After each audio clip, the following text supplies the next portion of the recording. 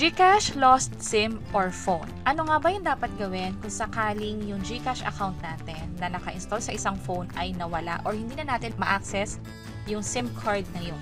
Ano yung dapat gawin? Tara, pag-usapan natin. By the way, kung first time mo sa channel na to and gusto mo pa ng mga online tutorial videos katulad nito, please click the subscribe button.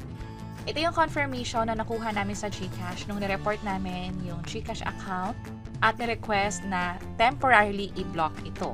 At kapag binlock ito, hindi muna tayo makakagamit ng GCash account obviously, and also hindi rin muna tayo makaka-receive ng perang padala katulad nito. So paghandaan ninyo or i-assess ninyo kung gusto nyo ba talagang ipa-block yung GCash account ninyo, especially kung may mga inaasahan kayong perang padala o binabayaran sa inyo through GCash kasi hindi nga sila makakapag-send muna. And also, kapag temporarily block natin yung GCash, pwede pa rin naman natin itong i-recover by using the same number or a different number na. So from here, pag-usapan na natin yung buong proseso. Ito mismo yung guide na ginawa ng GCash kung sakaling nawala nga yung phone or hindi ma-access yung SIM card. Sa GCash app, sa Help Center, doon mo i-report via GG. Yun nga lang, kung may question ka na nawawala nga yung phone ko, hindi ko ma-access, paano ko siya ma-report?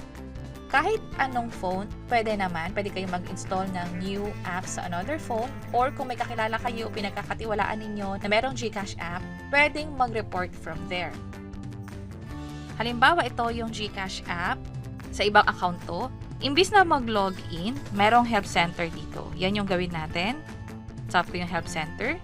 At meron agad link na nagpapakita ng lost SIM or lost phone. Ito siya sa popular searches. Tap natin yan. Andito yung instruction na pinakita ko din kanina. Ang pinakailangan natin ay CGG. Yun nga lang, meron ditong web page not available. Dapat dito siya ma-access. Kapag ganyan, pwede nyo munang hintayin, i-close muna yung GCash app and then i-try later on, or pwedeng ibang device yung gamitin.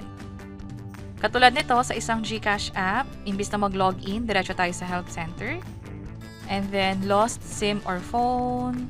Scroll up tayo para magpakita yun sa GG na option. Ito, chat with GG. Mula dyan, i-tap lang yan para makapag-report na or mag-request ng temporarily blocking ng account natin.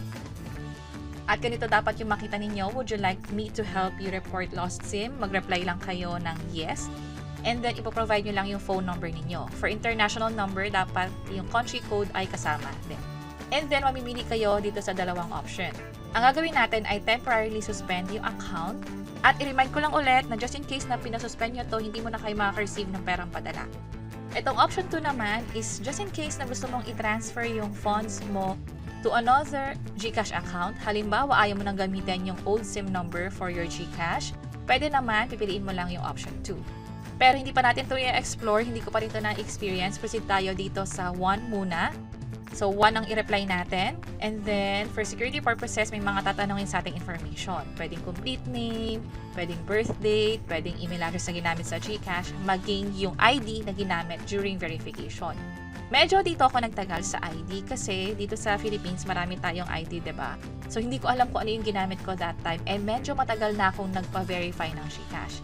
That's why, nagkaroon dito ng incorrect na information. So, tinanong niya ulit ako ng mga information. Paulit-ulit kami para umabot ng 3 attempts.